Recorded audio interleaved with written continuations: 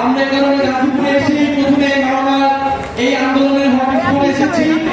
সেই সকল আন্দোলনের ভাইদের 19 জন ভাই ফ্যাসিবাদের বিরুদ্ধে, শেখ হাসিনা সরকারের বিরুদ্ধে লড়াই করে দেশকে স্বাধীনতা দিয়েছিলেন।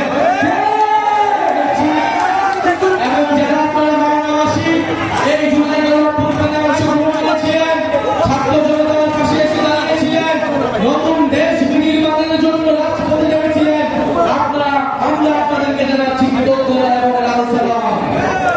বাংলাবাসী, আমরা বলি আমাদের লড়াই শেষ হয় নাই, আমাদের একটি নতুন বাংলাদেশের সামনে লড়াই চলমান আছে। আজকে দেখেছেন গাজীপুরের সন্ত্রাসীরা টহল দিচ্ছে, মহড়া দেওয়ার চেষ্টা করছে,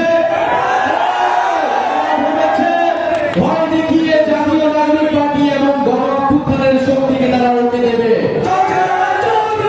গোপালগঞ্জেও আমাদেরকে বাধা দিয়ে রাখা যায় নাই।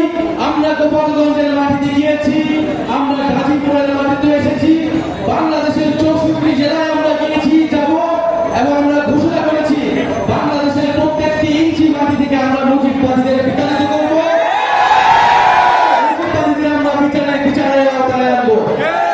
আপনারা জাতীয় নাগরিক পার্টির সাথে থাকবেন এবং এই গণঅভ্যুত্থানে যারা শহীদ হয়েছেন, আহত হয়েছেন, আমাদের শিক্ষক যোদ্ধা ভাই, তাদের সাথে থাকবেন, তাদের জন্য দোয়া করবেন।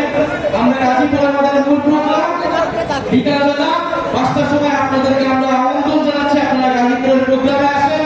সেখানে আমরা গাজীপুরবাসীর জন্য জাতীয় নাগরিক পার্টির যে ভাবনা, যে স্বপ্ন আমাদের নতুন বাংলাদেশের, আমরা সেখানে কথা বলবো। আমরা এখন দোয়া করবো এবং দোয়া করার মাধ্যমে আমরা আমাদের আজকে এই সংক্ষিপ্ত ঘোষণা এখানে শেষ করবো।